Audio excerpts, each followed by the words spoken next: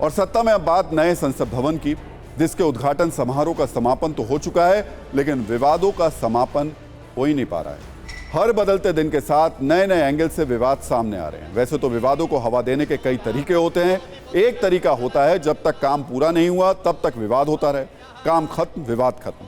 लेकिन कुछ मामले जरा दूसरी किस्म के होते हैं, जहां काम पूरा होने के बाद भी विवाद जारी रहता है। संसद के उद्घाटन के मामले में यही हो रहा है। उद्घाटन समारोह भले ही खत्म हो, लेकिन विवादों के शटर गिरने का नाम नहीं ले रहे हैं। नए संसद भवन के उद्घाटन पर जिस नए विवाद ने अपना स्थान पक्का किया है, उसमें धर्म और जाति दोनों के बीच है। धर्म का मामला AIMIM के अध्यक्ष असदुद्दीन ओवैसी ने उठाया, तो जाति का एंगल समाजवादी पार्टी के नेता स्वामी प्रसाद मौर्य ने लिया। असदुद्दीन ओवैसी का कहना है कि नए संसद भवन में PM मोदी के साथ प्रवेश के दौरान हिंदू संत तो थे, लेकिन दूसरे धर्मों के प्रतिनिधि नहीं थे।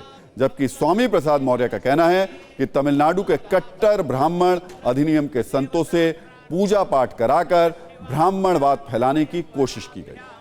हम इन दोनों नेताओं की बात करेंगे, लेकिन पहले सुनिए इन्होंने क्या क्या कहा। हमारे प्रधानमंत्री वो एक फोटो आई लेटे हुए हैं, फिर एक टीवी पर मैं देखा कि लोकसभा के अंदर प्रधानमंत्री जा रहे और उनके पीछे कम से कम 18 से 20 हमारे हिंदू भाइयों के मजहब के पुजारी मंत्र पढ़ते हुए जा रहे हैं। प्रधानमंत्री, मुझे देखकर बड़ा ताज्जुब हुआ कि आपके दिल में ये जगह क्यों नहीं पैदा हुई कि जब हिंदू पुजारियों को लेकर मैं जा रहा हूं लोकसभा के अंदर, तो उसमें ईसाई पादरी भी होना चाहिए था, उसमें सिखों के मजहबी रहनुमा को भी होना चाहिए था, उसमें मुसलमानों के कोई एक मौलाना को भी होना चाहिए था।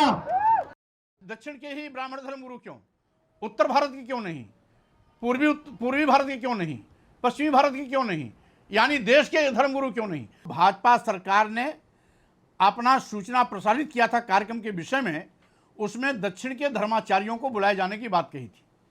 मेरे ट्वीट करने के बाद जल्दी जल्दी में इन्होंने अन्य धर्मावलंबियों और धर्माचार्यों को आमंत्रित किया। इनके कार्यक्रम, इनके जारी कार्यक्रम में अन्य धर्माचार्यों का कोई जिक्र नहीं है।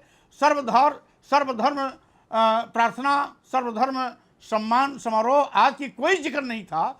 ये तो जल्दी जल्दी में इन्होंने व्यवस्था किया। शुरुआत में आपने गौर किया होगा तो पूजा अर्चना की शुरुआत दक्षिण के ही वो धर्माचार्यों ने किया, जिसको पहले से ये आमंत्रित किए थे। असदुद्दीन ओवैसी की बात सुनिए आपने। वो कह रहे हैं कि संसद में प्रवेश के दौरान सभी धर्मों के प्रतिनिधि नहीं थे।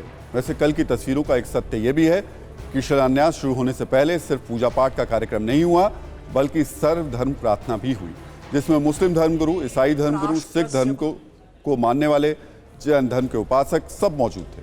बारी बारी से ये लोग प्रार्थना कर रहे थे और जब ये सब हो रहा था तो खुद प्रधानमंत्री नरेंद्र मोदी वहां पर मौजूद थे।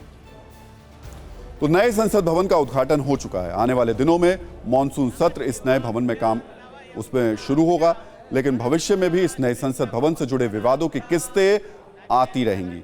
आज से कई दशक बाद जब इस भवन को याद किया जाएगा तो इसके साथ जुड़े विवाद भी जरूर याद किए जाएंगे।